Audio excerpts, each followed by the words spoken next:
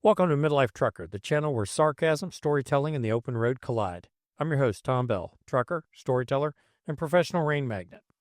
Today's adventure begins in St. Henry, Ohio, at the Inn at Romer's. This isn't your run-of-the-mill truck stop motel. It's a boutique hotel, charming, clean, and best of all, the company picked up the tab. Honestly, a little touch of luxury in a trucker's life goes a long way. After a good night's rest, I bobtailed back to the terminal to grab my load. 4 forklifts and a single battery. This is a 4-stop load, and here's the kicker. Those forklifts and battery all go to different places. That's right, it's a logistical puzzle. All 4 stops tomorrow. First stop at 0800, second stop at 1000, and the other 2 just any time before they close on Monday. That doesn't keep things interesting. I don't know what will. As I roll west, I'm greeted by what truckers like to call liquid sunshine. That's rain, folks. Steady, soaking rain that follows me all the way through Indiana, Illinois, and Missouri. The kind of rain that makes you question every lane change and keeps your wipers working overtime. While I'm dodging puddles and watching for hydroplaning minivans, let's talk about navigation. Back in the day, the Road Atlas was the holy grail for truckers. You didn't leave home without one. But these days, by the time that thing is printed and hits the shelf, it's already obsolete. Now it's all GPS, apps, and crossing your fingers that the algorithm doesn't decide to reroute you through a cornfield. Progress, huh? No, really, it's common sense. You just don't do anything stupid. The GPS is a tool. Use it to your advantage. By evening, the rain finally gives up, and the sky decides to go all Bob Ross on me. Think bold oranges and purples that make the horizon look like a masterpiece. It's one of those sunsets that makes you forget the day's weather, almost. I roll into Peculiar, Missouri for the night. Yeah, Peculiar is a real place, and no, I didn't make it up. It's a flying J that will have a hot shower and fresh coffee when morning comes. Tomorrow, the real fun begins, getting all 4 deliveries made within the business hours while making those 2 appointment times. In addition to the business hours of each stop, I have to fit it all in with my drive, workday, and break clocks.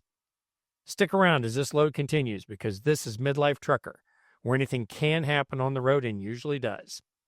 As I park the truck, let's take a moment to like, comment, and subscribe. I'm a driver who likes a 10-hour turn and burn, so waiting nearly 13 hours before beginning the pre-trip feels so much like wasted time to me. After a solid 13-hour rest, my day begins. First things first, a shower, a thermos full of coffee, and a pre-trip inspection to make sure the rig is road ready. Once everything checks out, I roll out of the travel center and head towards my first delivery.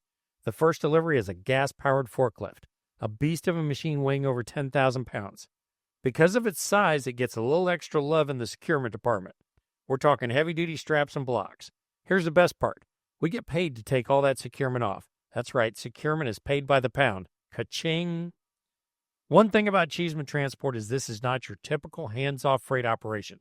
Unlike some carriers where you just show up and wait, and wait, and wait, securing and removing is part of the job here. It's not glamorous, but it keeps things interesting, and it's a workout, a little cardio in the trailer. I rolled up to the first delivery spot right on time, 8 o'clock sharp.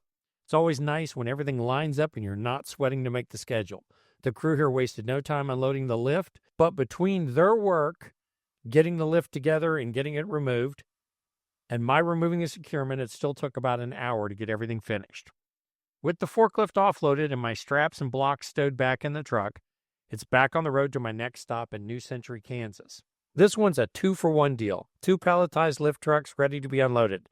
And with the clock on my side, I'll easily make that second appointment. Stick around, because there's more to come in this day of trucking. Next stop, New Century. Let's see how smoothly this one goes. These next 2 lift trucks come with a bit of a twist.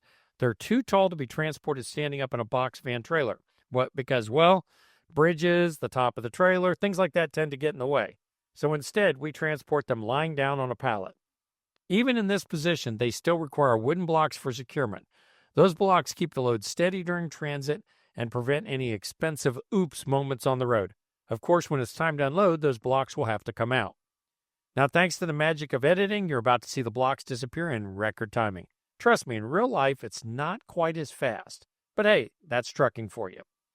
Stick around. That's 2 stops done, and I've got 2 more to go. The next stop brings me to Ottawa, Kansas, where I'm delivering an electric lift truck. Now, here's the fun part. This lift truck didn't come with a battery. That's right, it's just a truck, no power. So how does a receiver handle unloading it? Well, they've got a few options. One way is to use another lift truck to carry it out. But that means that lift truck has to be big enough to handle the weight. Another option, they can bring out a battery with a power cable and drive it off themselves. Either way, it's their problem to solve, not mine. With that delivery done, I'm back on the road, heading from Ottawa, Kansas to Kansas City, Missouri. The mission? Deliver the battery that belongs to a lift truck. It's a little ironic. We deliver lift trucks without batteries and batteries without lift trucks. But hey, that's how these loads are booked.